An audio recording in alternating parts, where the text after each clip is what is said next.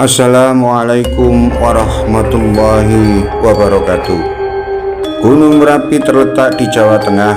Gunung Merapi salah satu gunung teraktif di Nusantara, terutama di Pulau Jawa. Gunung Merapi sering meletus dan sering menelan banyak korban yang cukup banyak. Gunung Merapi adalah sebuah gunung yang sangat terkenal keangkerannya dan kemistisannya. Banyak sekali penghuni gaibnya.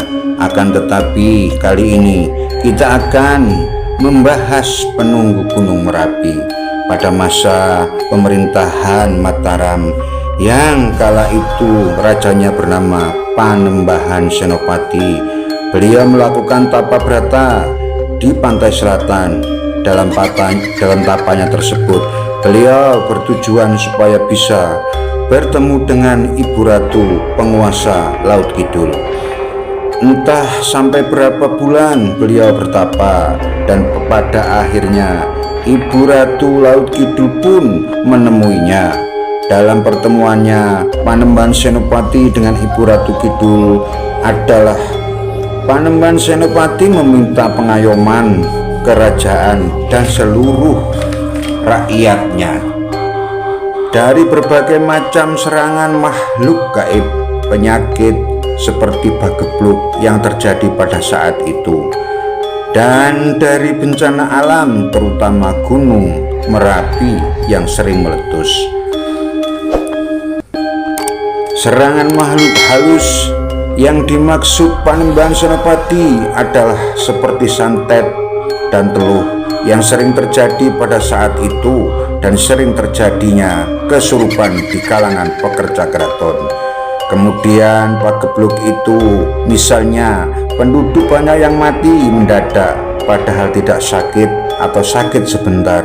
Misalnya pagi sakit, sorenya mati, dan sorenya sakit, paginya mati.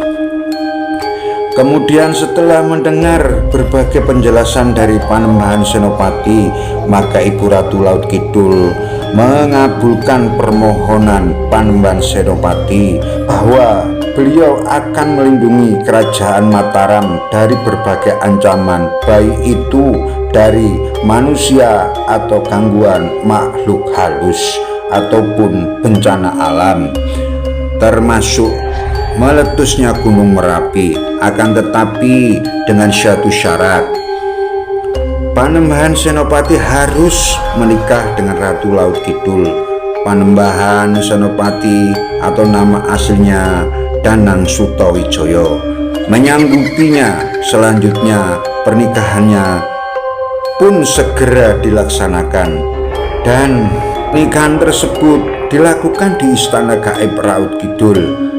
Setelah pernikahannya selesai dan Ratu Laut Kidul resmi menjadi istrinya, Panembahan Senopati menagih janjinya kepada Ibu Ratu Laut Kidul. Akhirnya Ibu Ratu Laut Kidul memberi 2 buah pusaka, yaitu 1 butir telur ular naga dan sebotol minyak Jayakong. Kemudian Ratu Laut Kidul memberi pesan kepada Panembahan Senopati bahwa sesampainya di kerajaan, telur itu harus segera dimakan, dan yang memakan telur itu harus laki-laki. Sedangkan minyak Jayakong harus dibuang di sekitar kerajaan. Akan tetapi minyak itu sebelum dibuang harus dibuka tutupnya, dan sebagian minyak tersebut harus dioleskan pada sepasang pria dan wanita.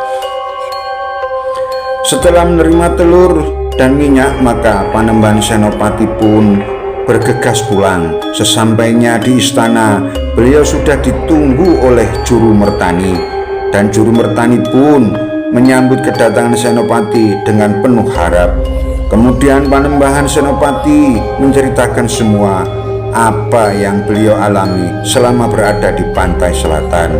Selanjutnya Juru Mertani diperintahkan oleh Panembahan Senopati agar memanggil juru taman atau orang yang pekerjaannya memelihara taman di istana. Juru taman tersebut lalu dipanggil dan dibawa menghadap Panembahan Senopati. Kemudian, "Duduklah, sendika Gusti Prabu, kata juru taman. "Ada apa gerangan Tuan memanggil saya?" tanya juru taman kepada Senopati. Kemudian Senopati menjawab sambil memberikan telur tadi kepada juru taman. "Makanlah telur ini. Telur ini oleh-oleh dariku. Harus kamu makan saat ini juga," kata Panembahan Senopati. "Terima kasih Gusti Panembahan Senopati," dan juru taman langsung memakan telur pemberian Panembahan tadi. Beberapa saat kemudian terjadilah keanehan pada tubuh juru taman. Tiba-tiba tubuhnya berubah besar sekali.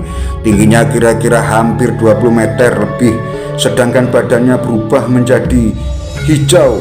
Mulutnya lebar seperti pintu rumah, matanya melotot seperti piring, giginya seperti kampak, dan kukunya panjang-panjang runcing dan bersuara ger ger ger ger. Dan juru taman berubah menjadi raksasa atau buto ijo kalau dalam bahasa Jawanya.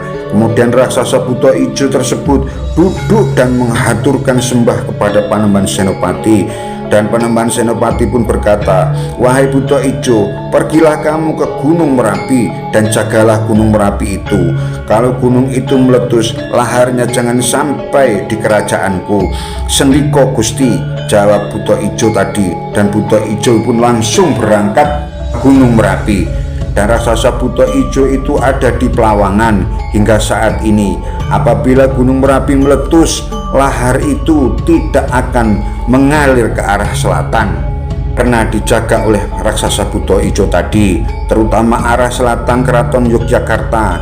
Dan hal itu sudah terbukti berkali-kali. Meletusnya Gunung Merapi, laharnya tidak pernah sampai di Keraton Yogyakarta.